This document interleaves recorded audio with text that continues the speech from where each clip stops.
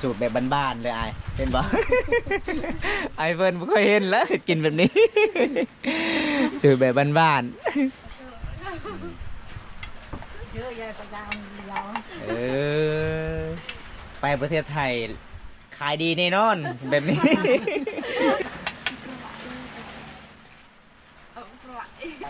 เราก็อดเอานั่งไปก็พอแล้วก็มันหนักลายโปดทางน้องไม่กินเลยค่ะมันสุกเลยบอสโทสุกแล้ว สาวลาววันนี้กะชิญยอพอเข้าให้อ้ายเพิ่นมาเยี่ยมมายามครั้งแรกๆเลยทุกคนเลยส่วนหลายไอ้เพิ่นเดินทางหมู่บ้านนี้ก็ไกลไปไกลมากนี่ไอ้เพิ่นกับสิพาบ้อมตาไปแบะรับชมวิถีชีวิตสาวลาวหมู่บ้านแกงอลองพี่น้องมาเขตหมู่บ้านแกงอลองสาวลาวเขตนี้บ่ผิดหวังแน่นอนทุกคนเลยเขาเจ้าก็ต้องยอมพักเขาสู่กินนำลังมือจ้าเหรอปลาทะเลไปฮะมาดีแบบไปคนอีสานกินง่ายเนี่ยกินยังไงบ้างเลยอย่างอีกเด็กไทยอย่างอีกอันนั้นน่ะไทยแลนด์มีหลายสีเนาะบ๊ายบาย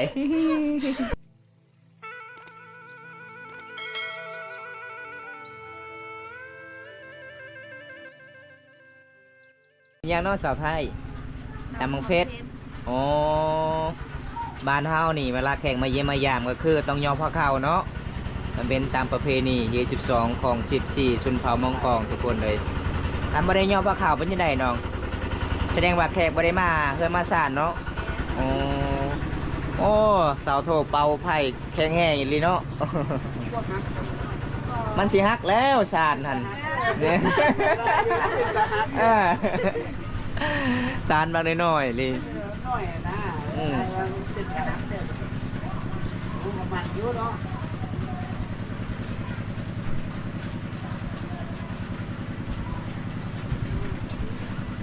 ว่ารีลุงบวงได้ถูกโจ้ย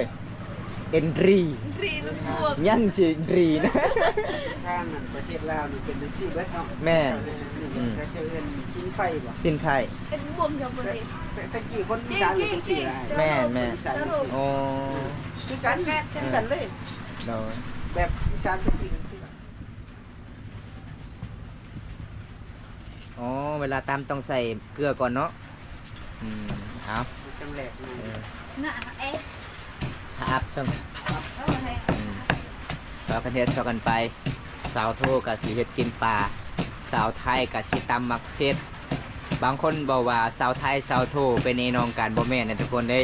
เป็นหมู่คู่กันนอนก็นอนน้ำกันคันลมผู้บ่าวนี่ก็ลงน้ำกันส่วนลายก็ไปนอนเที่ยงหน้าเนาะลมผู้บ่าวเนาะบ่อ้าวบ่เห็นมื้อนั้นได้คือเจ้าสาวไทยบ่แม่นบ่โอ้บ่แม่นสาวโทเนาะมื้อนั้นเนาะ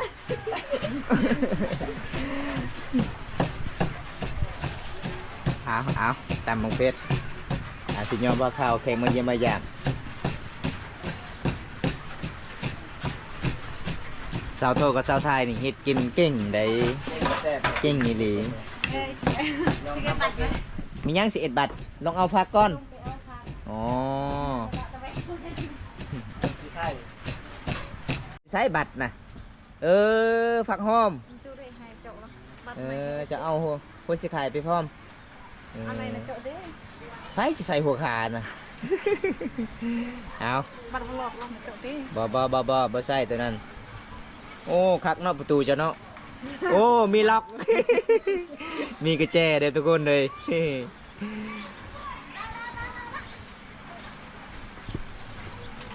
บรรยากาศในหมู่บ้านเสาโททุกคน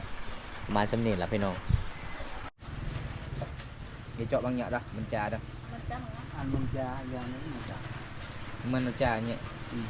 ตาไปให้แล้วมันเจาะ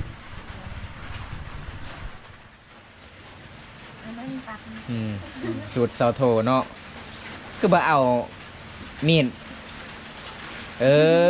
ต้องเขย่าเนาะ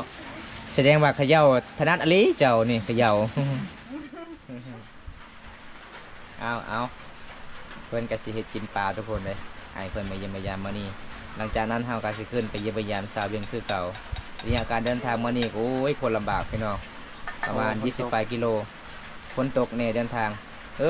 ชาวไทยใส่เกลือลายเลยได้อยู่หมกเฟสเป็นได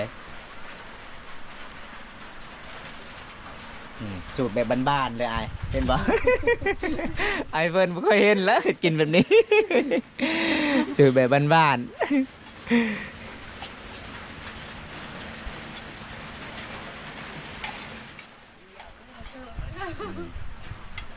เยอะแยะประจำเดียว ไปประเทศไทยขายดีแน่นอนแบบนี้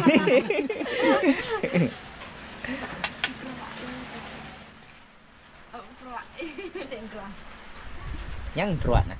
พาหมออ้าว มันใหญ่ ไงบ่โอ้อันนี้เด็กบ่แม่นนี่บ่บ่ได้อีกนี่เอ้ายังกับบ่แม่นแล้วบัดนี้ตัวอันก็มาหานไหมตัวอันไหมหนักกว่าตัวอะไรนี่โยมประชาทางทางประชาท ล้าง อันก็เขาบ้านเขาแบน อ๋อหาจนเจอเนาะ ดงชะ ยังดงทระ ฟ้าเทียนเฮาหันเป็นดูบ่ได้เลย ยังอยู่บ่ได้เป็นยังคืออยู่บ่ได้เฮือนเจ้า ชกปกนะ โอ้มันหกไล่บ่มีไม่พอสิกวดบ่ฮะ มีอยู่ มีอยู่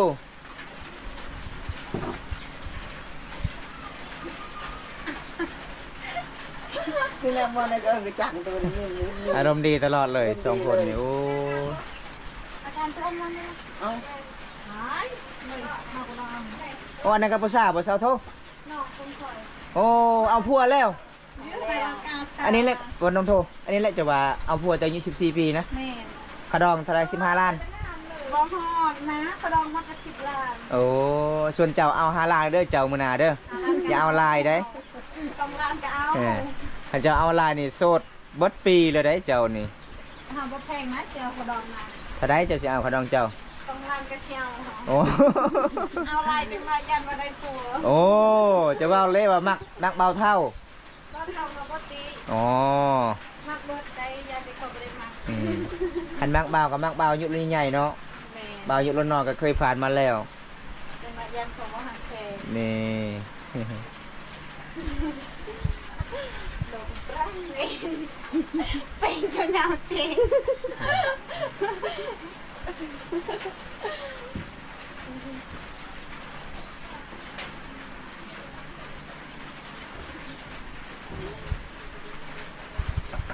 เปิดมาให้อ๋อเปิดมหน้ากี่ทุกกระบี่ชิเจิง ตัว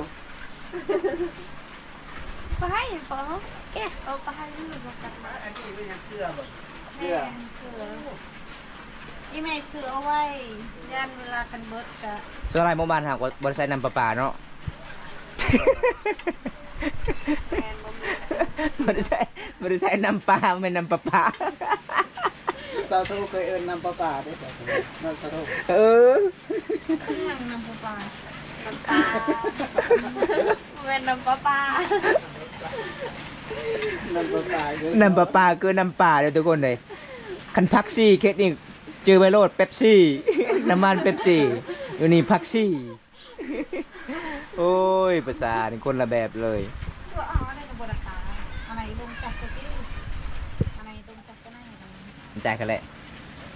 ตรงกันจะเป็น อืม ตรงตัวโตก็ตรงมอ เดือบวน หนาวเนาะมื้อนี้เนาะหนาวกับสิพิงไผ่บอลตาคันหนาวนี่จะได้คู่มากอด เราก็อดเอานั่งติดไฟก็พอ เออ จะได้กบาดเลยบุ้ยหลาดทั้งกบาด นั่งอยู่เฉยเงี้ยเฉย เราจะจ่าทางกบาด เจ้าจงว่า จนไอ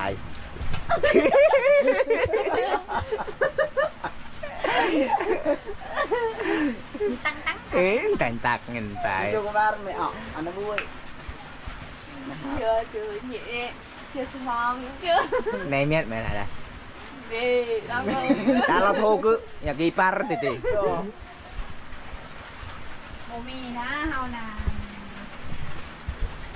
ไอเบาไอตาบ่หาให้น้องโท ผู้เบาให้เน่เบาใหญ่อันนี้ คอยอยากหาโยให้เจ้าผู้บ่าวแต่อาหารที่เจ้ากินนี่ยากที่สุดก็คือเราหวกตลอด อีหยังก็บ่กิน นั่นแหละคอยบ่กล้าหาให้ผู้บ่าว อันนี้ที่เบาบ่กินเบิด กินเบิดอีหยังได้เจ้ากินได้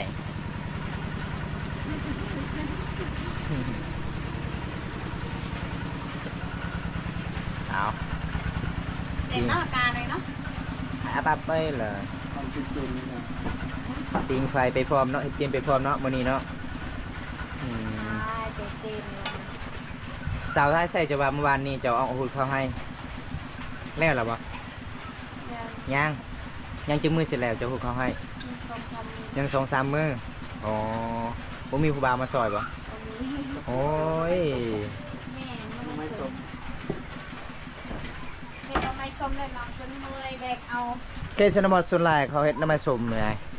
หลายๆเด้เห็นบ่เขาดองไว้ ไปกินเนาะ เออ จนจะบ่ฮอดเหือนเลยบ่ฮอดบ้านเลยใคร อีหยัง ไปเอา เข้าใจอยู่บ่เข้าใจอยู่ภาษาลาวนี่อีหยังจนบ่ฮอดเฮือนอีหยัง ฮอดเหือน ไอ้สาโท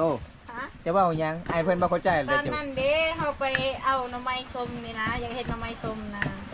ตอนไปเอา ไป น้ำมัน หาแม่ อ๋อตอนเจ้าไปหาหน้าไม้เจ้าเอาหน้าไม้เกือบบ่ไหวเวลาเจ้าย่างนี่จนบ่ฮอดเฮือน โอ้ มันไก่ ไก่เลยเนาะ แล้วก็มันหนักลายโพดทางหน่อไม้กินและทางเฮ็ดหน่อไม้ หมอสาวโทสมมุติว่าเฮากินบ่เบิดเด้บัดนี้หน้าไม้ส้มนี่เฮาก็ทอกทิ่มบ่มันหมดปีหนึงเลยเด้ จะเผาถึง ทอกทิ่ม เก็บได้โดนบ่เป็นบ่ ได้โดนกันเฮาบ่ได้เอามือจับกันเฮาเอามือจับมันบูดไว้ ตอนบูดแล้วมันเปื่อย มันเปื่อย เวลาเขาเอาบวง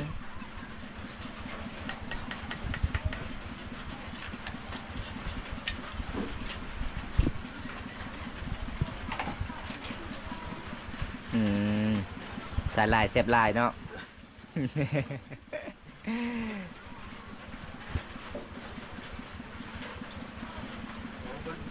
ใส่น้ำปลาใส่เกลือ บ่มีน้ำปลาใส่แต่เกลือ ทางนี้เอิญน้ำป้า นี่น้ำเกลือบ่แม่นน้ำเกลือนี่น้ำป่า เออบีบเข้าไปเนาะเอาน่าเสียอร่อยอยู่เนาะสะโทเนาะ อร่อยก็เศร้าครับ เผ็ดลีได้อันนี้เลยกินนี่แล้วจะเกียร์มาเลยของน้ำเจ้ามีบ่อยู่บ้านเจ้า บ่มี บ่มี โอ้ยพี่น้องเอ้ยอาหารบ้านเฮากินข้าวมาได้ต้องตำแจ่วหลายๆ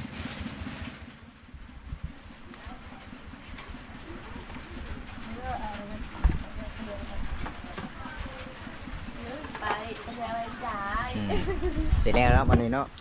ไอ้เพื่อนงงแล้วแนมเบิ่งโอ้ยเฮ็ดจักเฮ็ดกินแบบใดเนาะสูตรแบบนี้นี่แล้วก็ว่าสูตรบ้าน เอานี่ใส่เกลือ ๆ อันนี้จะใส่มันห้อนจะใส่พลาสติก เห็นบ่จือเด้อเอาพัวมื้อหน้านะมันสุกเลยบ่ซะโท สุกแล้ว แม่นบ่มันเป็นน้ำตาลแบบนี้มันสุกเลยบ่ สุกแล้ว อ๋อจะชิมแล้วเบิ่งเอาพอดีบ่เกลือปิงนัว ดีแล้ว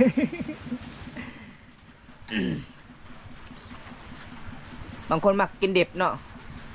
กินดิบได้โอ้ยบ่าวแก้วนี่ถึงมองนี่เอาแต่มองแล้วกินไปเลยบ่มีแจวโอ้ยบ่ไหวกินบ่ได้ค่อยเจ็บท้องโลดอากานี่ได้ภาษาบ้านเจ้าเอิ้นนี่ มาป้อม อากาป้วมปลาซิวอากาป้วมปลามีนวดเนาะอันนี้เนาะพอดีแล้วบ่เอาอะไรกินบ่เบิด หอมเนาะ ยันแต่เบาน้องคายและกินเบิด รอต้องการกินหมดแน่บ่เหลือ เอา เลยสตีมัน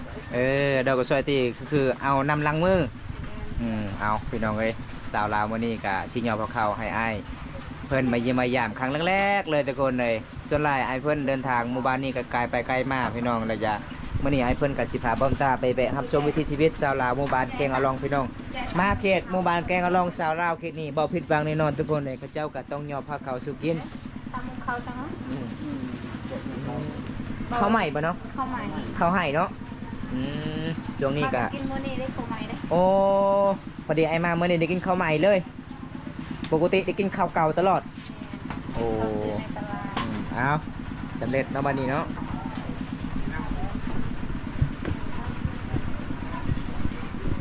นำลังมือ ให้อาบ คุณป้าจ้าเด้จ้าเหรอ แกะไปนั่นเอาเป็นแต่แซ่บเลยเนาะไอ้เนาะอาหารธรรมชาติอาหารแบบบ้านๆสาวไทยสาวโทหลังจากที่ไอ้เพิ่นให้ปลากระป๋องจะหน่อยน้องคายได้ ให้พ่อแม่กินได้ จะหน่อยคายแล้วก็ได้ซื้อบัตรแล้วก็เซตหาผู้บ่าวโอ้ยบ่ได้เด้อ มีเงินยอกไปเรื่อย ยอกเนาะไปสิคายพี่น้องเอ้ยเพราะว่าเฮากับเคชนบดก็ได้ปลากระป๋องกับซ้ำได้อาหารล่ะพี่น้องเอ้ยเวลาเอาไอ้ของส่วนนี้แบบนี้ล่ะทุกคนนี่เปิดแล้วก็กินไปเลยเอา หมดจัง เขาไหน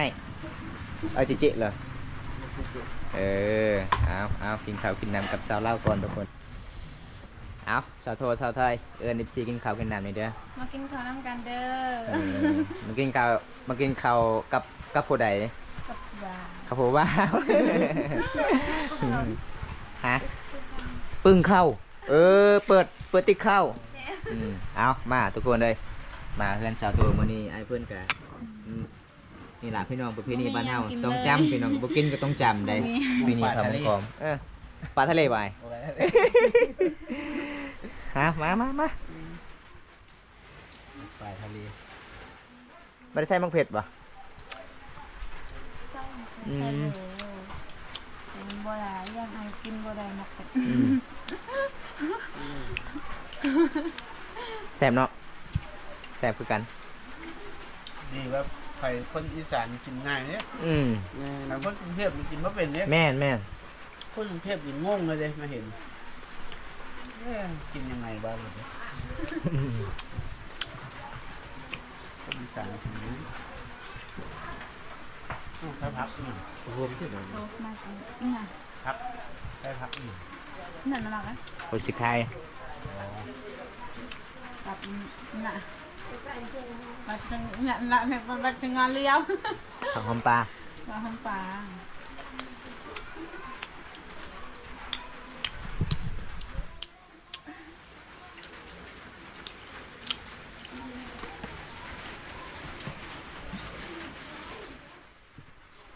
จ้าหรอกาทะเล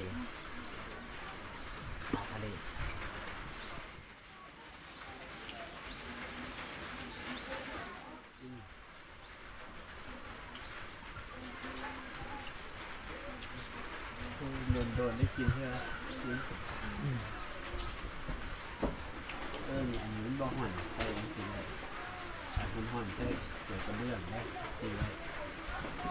นี่แบบอาหารมันห่อนใช้เกิดกับเรื่องจริงอันนี้มันบ้องห่อนใช่จริงเลยจริงเลย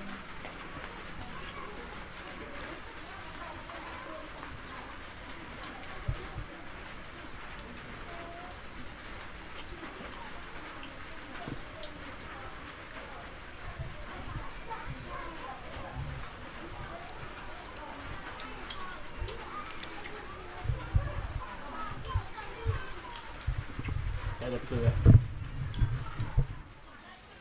มีแต่เกลือ กับใหญ่กลางหกอาคาเป็น อันนี้ยอมไม่เอา แบบเป็นซีจริง โยนเวียนมูจ๋าปลานิลจริงกันสวยลง คันไส้อย่างเงี้ยที่อันจ้าที่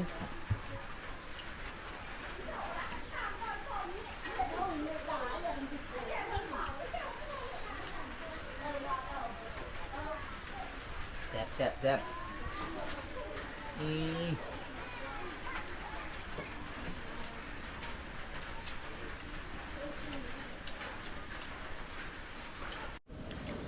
ารชนบทกินใช่ไอ้กินไง ไอ้เคยมาลาวเนาะสบาย ไอ้พอใจ ร้านเดี๋ยวจะนะปากไม่รู้จะได้ เมือนเท่ามาแล้วสบายดีเลยเมือนเท่า สบายดีไหมเท่า มาแต่ไซเมือนเท่า ใช่ยัง ไปหาหน้าไม้จั่วบังเออ มาไปส่วน ไปหาหน้าไม้เพิ่นว่า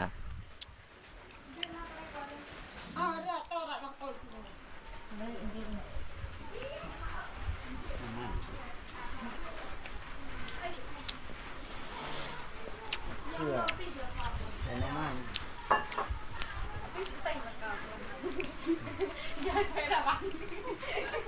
ลายเป็นมือกองกึลายเป็นมือกองกึมันตาเลยก็ยากมั้ย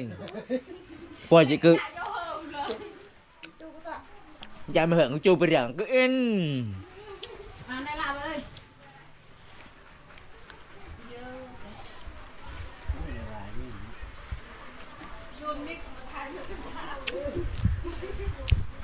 เพื่อ อย่างอีกเด็กใครอย่างอีกอันนั้นน่ะ ไข่แล่น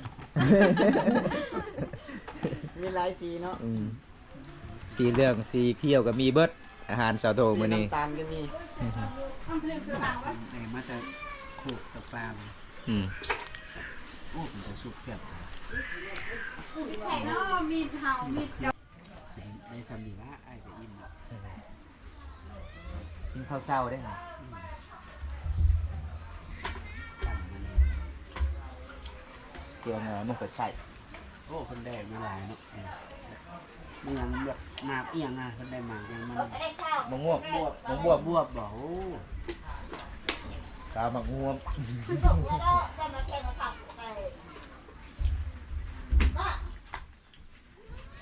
แถวชนบทก็ต้องกินของปลาเนาะกินมาไม่ ตามป่าตามดง เพิ่นเขามีไปกินมาใหม่จังหน่อยไอ้เมื่อจังหน่อยกะแวะมาลินกะ อีกอยู่นี่ก็กินเอาไว้ เคยไปไทยยี่บ่สองคนเคยไปไทยบ่ บ่ เคยไปฮอดสวรรค์บ่สวรรค์มาเคย บันดงก็บ่เคยไป อ่ะมันดงก็บ่เคยไปฮอดบ่แถวเซปูนเนี่ย เอ้ย ใกล้ๆเนี่ยโอ้อยู่แต่บ้านกับแถวนี้แหละจิ บ่มีไผพาไปเลย บ่ ก็บ่ฮู้ทางไปชาวลาวบ่ได้เรียนชื่อแบบนี้แหละอันคือกับบ่เป็นเอ้า อันนี้ได้เฮียนบ่เฮียนจบบ่ได้ บ่ได้เรียนเลยก็ชอง เอาอ่านออกบ่บ่อ่านบอก มันก็เข้าใจมันก็บ่เข้าใจมา เบิ้งนี่ทำลายสดเขาคอมเมนต์แฮ่โอ้โหว่าไลฟ์สด อ๋อมันอ่านบ่ได้ ตามอะไรไม่เตะแฮ่ เขาให้ก็แฮ่ๆๆอะไร เออ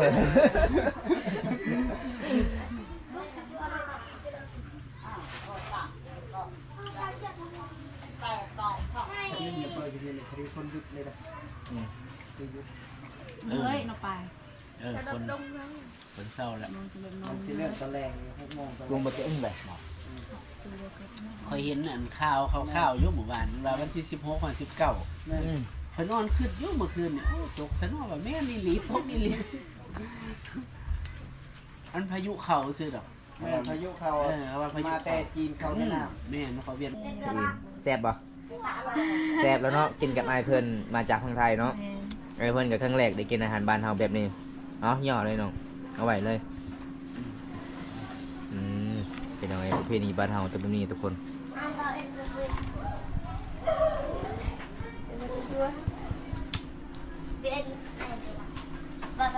แซ่บแล้ว